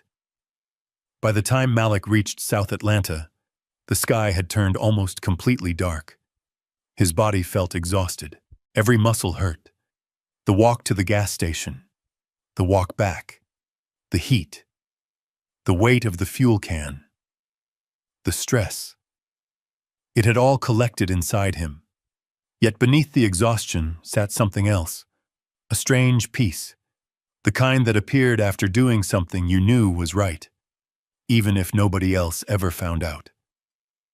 He climbed the stairs to the apartment building. The hallway lights flickered as usual. A television played loudly behind one door. Someone laughed behind another. The familiar sounds of home surrounded him. For the first time all day, he smiled. Apartment 3B. He unlocked the door. Immediately he heard his mother's voice. Malik? The concern was obvious. She appeared in the hallway seconds later. The moment she saw him, her expression changed. Relief, then confusion, then alarm. His clothes were soaked. His shoes were covered in red dirt. His hair dripped rainwater. And his hands looked terrible. What happened? Before Malik could answer, Ava appeared behind Denise. Her eyes widened. Whoa! Malik laughed softly. Good to see you too. You look like you fought a tornado. Just a long day. Denise stepped closer. Mothers had a way of seeing things other people missed. She noticed the red marks on his palms, the exhaustion in his eyes, the way he slightly favored one leg, and immediately knew something important had happened. What happened? This time the question was quieter, more serious. Malik placed his backpack on the kitchen table, carefully removed the pharmacy bag, then handed it to Ava. Her face immediately lit up. My inhaler! Fresh refill! Ava hugged it dramatically. You're my favorite person. You say that every week, because you're consistently my favorite. The comment earned a smile from Denise, a small one, but real. Then her attention returned to Malik. The questions remained, so he told them. Everything. The broken Cadillac, the old man, the dead phone, the heat, the 3-mile walk, the gas station, the missing $2, Frank, the trip back, the gasoline, the rain, the $500, the refusal. By the time he finished, the apartment had become completely silent. Ava stared at him, wide-eyed. You turned down $500? Malik laughed. Apparently. Ava looked personally offended. Are you okay? Even Denise smiled at that. Then the smile faded, Slowly, thoughtfully, she moved closer, reached up, placed both hands on her son's face, exactly as she had done when he was little, when he had nightmares, when he got sick, when life became too heavy. For a few moments she simply looked at him. Then tears appeared. Not dramatic tears, not loud tears. The quiet kind, the dangerous kind, the kind that came from somewhere deep. "Mom?" She shook her head. "I'm okay." But she wasn't. Not really. Because what she was feeling wasn't sadness. It was pride. The overwhelming kind. The kind that hurt. The kind that left no words. Finally, she spoke. "Your grandfather would have done the same thing." Malik swallowed. He barely remembered his grandfather. Only fragments, stories, photographs, memories borrowed from other people. But hearing that mattered a lot. Denise smiled through the tears. "You know that?" He nodded. Slowly, "Yeah." She pulled him into a hug. A real hug. The kind people needed more often than they admitted. For a few seconds, nobody spoke. The kitchen felt warm. Safe. Small. Perfect. Eventually, Ava interrupted, as little sisters often do. "Can we eat now?" The tension broke immediately. Everyone laughed. Dinner wasn't fancy. It never was. Beans, rice, a little cornbread. The same inexpensive meal they had eaten countless times before. Yet somehow it tasted better that night. Maybe because they were together. Maybe because the hardest part of the day was over. Maybe because none of them realized how much their lives were about to change. After dinner, Malik finally opened the pie container Mrs. Jenkins had given him. Ava nearly celebrated. They split it 3 ways, each piece small, each bite appreciated. Then came dishes, laundry, the ordinary routines of ordinary people, the beautiful little things that rarely made headlines, the things that actually mattered. By 10 o'clock, Ava was asleep. Denise sat quietly in the living room reading an old library book. Malik stood near the window, looking outside. Rainwater glistened beneath the streetlights. The neighborhood seemed peaceful, for once. He thought about Charles, wondered whether he had reached home safely, wondered what kind of life he lived, wondered why the old man had looked so surprised when Malik returned. Most of all, he wondered why the encounter felt important. Not because of money, not because of reward, because of something else. Something harder to explain. As though their meeting had been meant to happen. The thought felt strange, so he pushed it away. Eventually, he went to bed. The mattress on the floor welcomed him like an old friend. His muscles immediately protested. Every inch of him hurt. His palms burned. His legs ached. His shoulders throbbed. Yet he smiled. Because despite everything, he had kept his promise. The room grew quiet. Outside, rain tapped softly against the window. Within minutes, sleep arrived. Deep, instant, complete. He never heard the phone ring 2 hours later. Never saw the lights from an expensive black sedan turning into a gated estate on the opposite side of Atlanta. Never heard the conversation taking place inside a private study lined with books. Charles Bennett sat behind a massive oak desk. His clothes had been changed. His appearance transformed. No longer a stranded traveler. No longer a tired old man beside a broken Cadillac. Now he looked exactly like what he truly was. Powerful, respected, important. A woman in a business suit sat across from him. His attorney. A man stood nearby taking notes. His chief assistant. Both looked confused. Because Charles almost never called meetings this late, especially on a Friday night. Yet here they were, near midnight. listening carefully. Charles placed a small notebook on the desk, opened it, and pointed to a single name. Malik Carter. The room fell silent. His attorney adjusted her glasses. "Who is he?" Charles stared at the name, then smiled. The same smile that had appeared when Malik refused the money. "The young man who reminded me who we are supposed to be." The attorney exchanged a glance with the assistant. Neither understood. Not yet. Charles looked toward the rain beyond the window. His expression grew thoughtful, determined, certain. "Find everything." The attorney blinked. "Everything?" "School records." He nodded. "Family situation." Another nod. "Medical needs." A pause. "Dreams." Now the assistant looked confused. "Dreams?" Charles smiled. "Especially those." The attorney slowly closed her folder. She had worked for Charles Bennett for over 15 years, long enough to recognize that tone. Something significant had happened.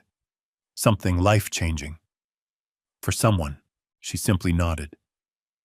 "We'll start immediately." Charles leaned back. His eyes drifted once more to the notebook, to the handwritten name. Malik Carter.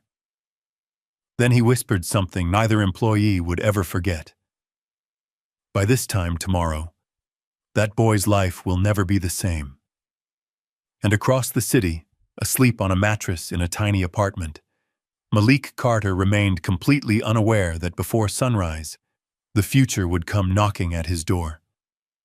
Morning arrived quietly. The rain had washed the city clean during the night. Sunlight spilled through the apartment window. The air felt cooler, lighter. For the first time in weeks, Malik slept past 7. His body desperately needed it. The previous day had drained him completely. The walk, the heat, the exhaustion, the emotions, everything. He was deep asleep when the first knock came.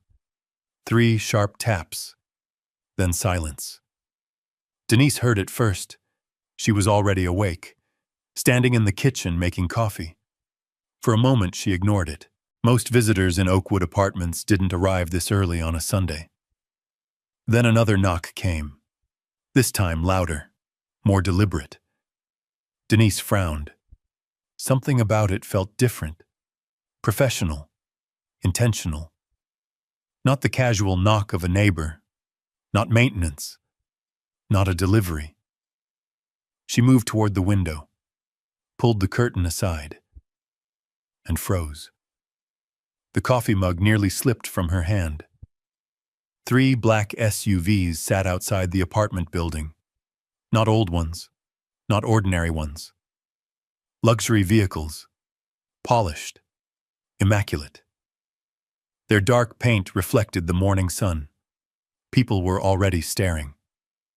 Across the courtyard, curtains shifted. Doors cracked open. Neighbors stepped onto balconies. The entire building seemed to notice at once. Because vehicles like those didn't come to Oakwood Apartments. Not ever. Mrs. Henderson from Unit 2A stood outside in her robe, pretending to water a plant that definitely didn't need water. 2 teenagers sat on the stairs openly staring. An elderly man walking his dog had completely stopped walking. The dog kept moving. The man didn't. Denise felt her stomach tighten. 100 terrible possibilities rushed through her mind. Her eyes moved toward Malik's bedroom, toward her sleeping son. Fear arrived instantly, the kind only mothers understand. She opened the front door before the next knock could come. A tall man stood outside. Dark suit, white shirt, professional posture. Behind him stood a woman carrying a leather portfolio, and several others waiting near the SUVs. None of them looked like police. That should have been reassuring, yet somehow it wasn't. "Can I help you?" The man's smile was polite. Good morning, ma'am. Who are you? My name is Daniel Foster. He handed her a business card. Denise glanced down. Attorney. The word made her heart beat faster. Attorney? Why would a lawyer be here? Daniel noticed the concern. Are you Denise Carter? The question made things worse. Why? We are looking for Malik Carter. Every protective instinct inside her activated instantly. Her posture changed. Her expression hardened. What did he do? The lawyer blinked. Excuse me? What did my son do? The words came sharp, defensive, ready for battle. Daniel quickly raised a hand. No, ma'am. A small smile appeared. Nothing. Denise wasn't convinced. People didn't arrive with lawyers and luxury vehicles because nothing happened. They arrived because something happened, usually something bad. Behind Daniel, one of the SUV doors opened. A familiar figure stepped out. Denise didn't recognize him immediately. Not at first. The man wore a tailored navy blazer, expensive shoes, perfectly pressed slacks. Everything about him suggested wealth, influence, power. Then he smiled. And suddenly, she recognized the eyes. The pale blue eyes. The same eyes Malik had described the night before. The same eyes belonging to the stranded old man beside the Cadillac. Charles Bennett. The realization hit her instantly. Daniel stepped aside. Charles slowly approached the porch. His knee still bothered him slightly, though nowhere near as badly as yesterday. Denise stared, confused, cautious, completely unsure what was happening. Charles stopped several feet away, not wanting to intimidate her. The neighbors watched from every direction. The entire courtyard had become an audience. Nobody even pretended otherwise anymore. Charles removed his sunglasses, then did something unexpected. He extended his hand. Mrs. Carter. Denise hesitated, then shook it. Charles smiled warmly. Your son helped me yesterday. Her shoulders relaxed slightly. Only slightly. Malik hadn't been in trouble. At least not yet. Then Charles said something she never expected. He may have saved my life. The courtyard seemed to grow quieter. Even the neighbors appeared stunned. Denise blinked. What? Charles glanced toward the apartment. May I come in? Several dozen curious eyes remained fixed on them. Denise looked around. The entire neighborhood was watching. Every window, every balcony, every doorway. Word would spread through the building before lunch. She sighed, then stepped aside. Come in. Within moments, Charles, Daniel, and the woman with the portfolio entered the apartment. The door closed behind them. Outside, disappointment swept through the crowd. Everyone wanted answers. Now they would have to wait. Inside, Charles looked around quietly. The apartment was small, clean, modest. The furniture showed its age. The carpet carried years of wear. Nothing luxurious, nothing excessive. Just a family doing its best. His expression softened. Everything he had learned during the night suddenly became real. The reports, the records, the financial struggles, the medical expenses, the missed opportunities. Now he could see them, feel them. A bedroom door opened. Malik appeared, half awake, wearing an old t-shirt, hair a mess. The moment he saw Charles standing in the living room, he stopped completely. For several seconds, neither moved. Neither spoke. Malik honestly wondered if he was still dreaming. Charles smiled. Good morning? Malik blinked. Charles? The old man laughed. Glad you remember me. The teenager looked toward the attorney. the assistant, the expensive suits, then back toward Charles. Confusion spread across his face. The old man no longer looked like a stranded traveler. Now he looked important. Very important. What is going on? Daniel exchanged a glance with Charles. The moment had arrived. Charles gestured toward the couch. Let's sit down. Malik slowly obeyed. Denise sat beside him. Protective. Alert. Ready to defend her son if necessary. The assistant placed the leather portfolio on the coffee table. Charles remained standing. For a moment, he simply looked at Malik, then at Denise. His expression grew serious, thoughtful, respectful. Finally, he spoke.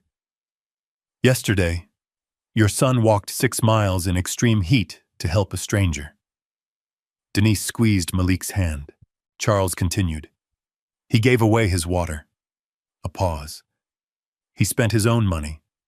Another pause. He refused $500. The room became completely silent.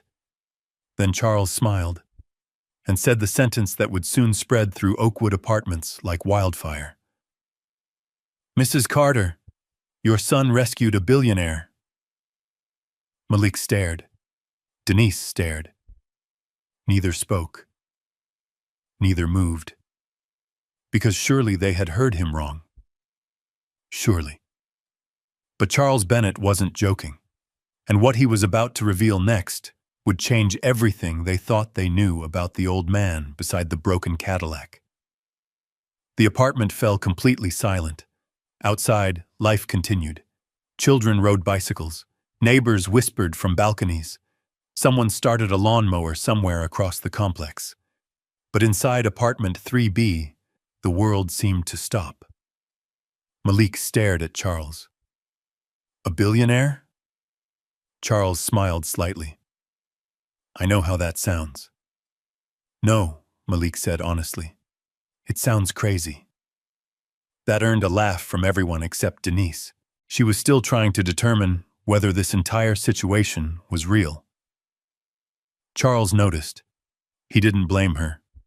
If someone had shown up at his door claiming something similar, he would have been skeptical too. The attorney opened the leather portfolio. Several documents appeared. Magazine covers, business reports, newspaper articles, photographs. She placed them carefully on the coffee table. Malik leaned forward. So did Denise. The first photograph showed a much younger Charles standing in front of a glass office tower. The second featured him shaking hands with a governor. Another displayed him ringing the opening bell at the New York Stock Exchange. The final magazine cover carried a headline that made Malik blink twice. The man who built Bennett Global. Charles watched their reactions quietly. No arrogance, no pride, just patience. Finally, Denise spoke. You're really him. Charles nodded. Yes, ma'am. Malik looked back at the photographs, the expensive suits, the corporate buildings, the headlines. Nothing matched the exhausted old man sitting beside a broken Cadillac. None of it. Then what were you doing out there? Charles smiled. That question seemed familiar. I was visiting a property. Alone? Yes. You drive yourself most of the time. Malik frowned. Billionaires drive themselves? Some of us. That answer made Ava giggle. Charles smiled at her. Then his expression grew serious again. He looked directly at Malik. I owe you the truth. The room immediately focused on him. Charles folded his hands, took a breath, and began. 38 years ago, I started Bennett Global in a one-room office with 2 employees. He smiled softly. The air conditioner barely worked. Ava nodded seriously. That's bad. Everyone laughed. Charles continued. For years, I worked 7 days a week. His eyes drifted briefly toward the window, toward old memories. I became successful. A pause. Then very successful. Another pause. And eventually, wealth stopped meaning much. Malik listened carefully. Something told him this part mattered. Charles continued. The older I got, the more interested I became in people. That surprised Malik. People? Character. Charles nodded. The kind of person someone becomes when nobody is watching. The words felt familiar, almost personal. Charles noticed. Most scholarships reward grades. He leaned forward. Most awards reward achievements. Another pause. I became interested in something different. Now even Denise seemed curious. Charles smiled. I started funding educational programs. Malik nodded. That part made sense. Successful people often donated money. Charles, however, wasn't finished. Eventually, I noticed something troubling. His expression darkened. Many of the most deserving young people never received opportunities. The room grew quiet. Charles looked directly at Malik. Not because they lacked talent. A pause. Because nobody noticed them. Those words landed heavily. Very heavily. Because Malik knew exactly what that felt like. Charles saw the recognition immediately. The world is full of people who get overlooked. His voice softened. People carrying burdens nobody sees. Denise lowered her eyes. Charles continued. Young people taking care of families. A glance toward Malik. Single parents working 3 jobs. A glance toward Denise. Children growing up in places others ignore. A glance toward the apartment itself. The message was clear. Charles wasn't describing strangers anymore. He was describing them. The room felt smaller, more emotional, more personal. Then Charles reached into his pocket, removed the small notebook, the same notebook he had used beside the Cadillac. He opened it. The handwritten name remained there. Malik Carter. For several seconds he simply looked at it, then closed the notebook again. Yesterday changed something. Malik frowned. What do you mean? Charles smiled. I sat beside that road for over an hour. The memory returned instantly. The heat, the cars, the loneliness. Charles nodded. As vehicle after vehicle passed, his expression became distant, thoughtful. People looked. A pause, then kept driving. Another pause. I don't blame them. The statement surprised everyone. You don't? Charles shook his head. No. He smiled sadly. People have their own problems. The room remained silent. Then Charles looked at Malik. But you stopped. A pause. You gave me water. Another. You spent your own money. Another. You walked 6 miles. His voice lowered. And then you refused $500. The apartment became completely still. Charles leaned forward, his eyes never leaving Malik. Do you know how rare that is? Malik shifted awkwardly. I don't know, I do. Charles nodded slowly. Very. For the first time since arriving, emotion appeared openly in his face. Not pity, not sympathy. Respect. Pure respect. The kind one person earns from another. You were struggling. Charles gestured around the apartment. You still are. No judgment, just truth. And yet your first instinct was to help someone else. The words hit harder than Malik expected. Because nobody had ever said them that way before. Nobody had ever framed his choices as something valuable. Most people saw kindness as weakness, naivety, a mistake. Charles seemed to see something entirely different. The old man stood, walked slowly toward the window, looked out across the apartment complex. Children played basketball near a cracked court. Laundry hung from balconies. Life unfolded. Ordinary life. The kind most wealthy people never experienced firsthand. Charles turned back. His eyes settled on Malik once more. Then he said the sentence that changed everything. I didn't come here to repay a favor. The room froze. Malik frowned. What? Charles smiled. No amount of money properly repays character. The attorney quietly removed another folder from the portfolio. A thicker one. Much thicker. Charles continued. I came here because the world almost missed someone extraordinary. Denise's eyes immediately filled with tears. Ava looked confused. Malik looked stunned. The old man nodded toward the folder. The attorney placed it in front of him. Open it. Malik hesitated, then obeyed. Inside sat documents, official-looking papers, letters, forms, photographs. The first page carried a bold heading. Bennett Future Leaders Scholarship. Malik blinked. His heart skipped. Charles watched carefully, then spoke. That folder contained something much larger than a reward.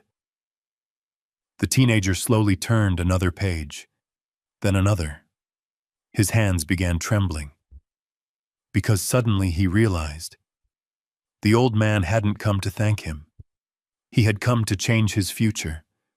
And what waited inside that folder was far bigger than anything Malik Carter had ever imagined possible. The room felt suddenly smaller. The sounds outside faded. The whispers from curious neighbors, the distant bounce of a basketball, the hum of traffic beyond the apartment complex. Everything disappeared beneath the pounding of Malik's heart. He looked down at the folder again, then back at Charles, then back at the documents. His hands trembled, not from fear, from disbelief. The first page outlined a 4-year scholarship, full tuition, any accredited university in the country, room and board, books, technology, transportation, even a monthly living stipend. Malik read the page twice, then a third time. The words remained exactly the same. He looked up. This can't be real. Charles smiled gently. It is. Denise pressed both hands against her mouth. Tears immediately appeared. She had spent years watching doors close in front of her son, years watching him sacrifice opportunities, years watching him choose responsibility over dreams. Now one of those doors was opening again, and neither of them knew what to do with that. Malik slowly turned another page, then another. The scholarship details continued. Requirements, support services, mentorship opportunities, everything. His eyes blurred, not because he couldn't read, because emotions were getting in the way. He remembered the acceptance letters, still taped to his bedroom wall. Georgia State, Clark Atlanta, Kennesaw State. 3 dreams frozen in time, 3 opportunities buried beneath reality, 3 reminders of what could have been. Now suddenly, maybe, just maybe, they weren't impossible anymore. Charles watched him quietly, then spoke. You earned every bit of that. Malik shook his head. No, sir. Charles smiled. Yes. The answer came without hesitation, without doubt, without negotiation. The certainty in the old man's voice surprised everyone, even his attorney. Charles leaned forward, Do you know why most people fail to recognize character? Malik looked up. No. Because character rarely announces itself. The room remained silent. Charles continued. It appears in small moments. A pause. When nobody is watching. Another pause. When doing the right thing costs something. His eyes met Malik's. You paid a price yesterday. The teenager swallowed. Charles nodded. You gave away your water. A pause. You spent your money. Another. You risked disappointing your family. Another. You walked 6 miles through brutal heat. His voice softened, and then refused $500. The room became quiet again. Charles smiled. That's character. Nobody spoke, because there wasn't much left to say. The truth sat openly between them. Eventually, Denise wiped her eyes. Then another thought occurred to her. A practical thought. The kind mothers always had. What about Ava? Charles immediately looked toward the little girl. She sat quietly near the kitchen table, still trying to understand why important-looking people had suddenly appeared in her home. Charles smiled, then glanced toward his attorney. The woman handed him another document. He placed it gently on the coffee table. This covers that too. Denise frowned. What? Charles nodded. Ava's medical care. Silence. Complete silence. The words seemed too large, too impossible. He continued. Full coverage. Another pause. Specialists. Another. Treatment plans. Another. Whatever she needs. Denise stared, then stared some more. The years of worry. The prescriptions. The emergency room visits. The sleepless nights. The fear. All of it suddenly rushed to the surface. And finally she broke. Not dramatically. Not loudly. Just tears. The kind that arrive when someone has been carrying too much for too long. Malik immediately moved beside her, wrapped an arm around her shoulders, the same way she had protected him his entire life. Now it was his turn. Charles quietly looked away, giving them a moment, giving them dignity. When Denise finally regained her composure, Charles reached into the folder once more. There is something else. Malik almost laughed. Something else? At this point it felt impossible. The old man smiled. I visited your neighborhood this morning. That caught everyone's attention. You did? Charles nodded. I drove around. His expression grew thoughtful. I saw the basketball court. A pause. The abandoned recreation center. Another. The closed tutoring building. Another. The lack of opportunity. The apartment became quiet again, because everyone knew exactly what he meant. The neighborhood had been forgotten, ignored, overlooked. Just like many of the people living there. Charles folded his hands, then delivered the final surprise. My foundation will be funding a new community center. Malik blinked. What? A full facility? Charles nodded. Computers. Another nod. After-school programs. Another. College preparation. Another. Meals. Another. Mentoring. The room seemed frozen. Nobody spoke. Nobody moved.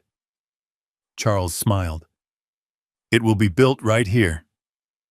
The old man pointed toward the neighborhood outside. Where it's needed. Malik struggled to process everything. Scholarship, medical support, opportunity. Now this.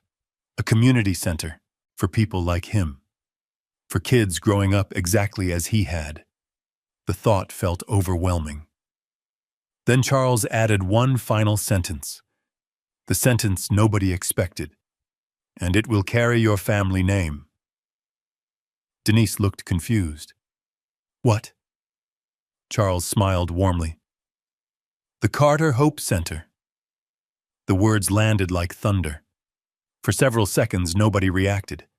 Not because they didn't care, because they couldn't.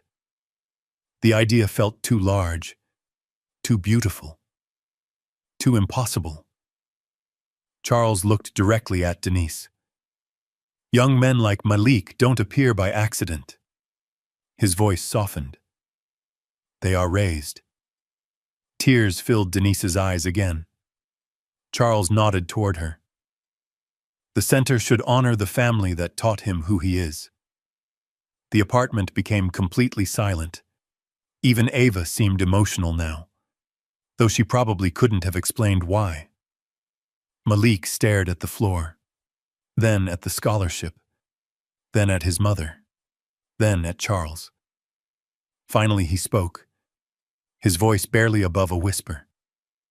I didn't help you for any of this.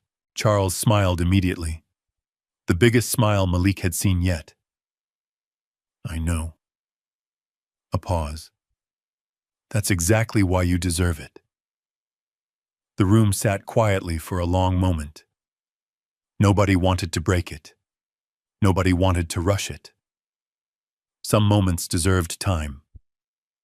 Eventually, Charles stood. The meeting had reached its end, but the story hadn't, not even close, because futures don't change in a single morning. They change one day at a time, one decision at a time, one act of kindness at a time. 4 years later, Malik Carter walked across a graduation stage. The crowd erupted. His mother cried. Ava screamed loud enough to embarrass everyone nearby. Malik laughed as he accepted his diploma. Bachelor's degree. Honors. A future once thought impossible. The scholarship had changed his path, but it hadn't changed who he was. That part remained the same. Years later, he stood inside the Carter Hope Center. The building buzzed with life. Children filled computer labs. Students worked with tutors. Families gathered for community dinners. Dreams quietly took root, exactly as Charles had hoped. One evening, Malik paused near the entrance. A young boy sat on a bench nearby, maybe 10 years old. The boy opened a paper lunch bag, pulled out a sandwich, then noticed a homeless man sitting near the sidewalk. Without hesitation, the boy stood, walked over, and handed him half the meal, then returned to the bench. No speech, no audience, no reward. Just kindness. Simple, quiet, real. Malik smiled, because he recognized it immediately. The same choice. The same instinct, the same heart. The boy noticed him watching. Embarrassment crossed his face. I just wanted to help. Malik nodded, then smiled, the same way Charles Bennett had smiled years ago beside a broken Cadillac. Keep that heart. The boy looked curious. Why? Malik glanced toward the center, toward the children, toward the future, then back at him. Because someday, he said softly, it will open a door you can't even see yet. The boy smiled, and somewhere deep inside, Malik thought about a hot summer afternoon, a broken Cadillac, a lonely old man, 3 miles of road, and one decision, a decision that didn't just change his life, it changed an entire community. Because kindness has a strange way of traveling farther than we ever expect. Sometimes all it takes is one person willing to stop when everyone else keeps driving, and everything changes. If this story touched your heart, leave a comment below. When Malik Carter watched that little boy share half his sandwich with a homeless man outside the Carter Hope Center, he realized something powerful. The same kindness that changed his life was already being passed on to someone else. What started with a walk down a burning highway had become a legacy far bigger than one person. This story reminds us that one courageous moment can change the direction of an entire life. Malik didn't know who Charles Bennett was when he chose to help him. He simply did what was right when walking away would have been easier. Today, think about one small act you've been putting off because it seems too insignificant to matter. The next time someone needs help, show up anyway, just like Malik did, before he had any reason to believe it would make a difference. If Malik's story moved you, comment one below. And tell me this: have you ever made a small decision that ended up changing your life in a way you never expected? And stay with me, because the next story begins with another ordinary moment that nobody thought mattered, until everything changed.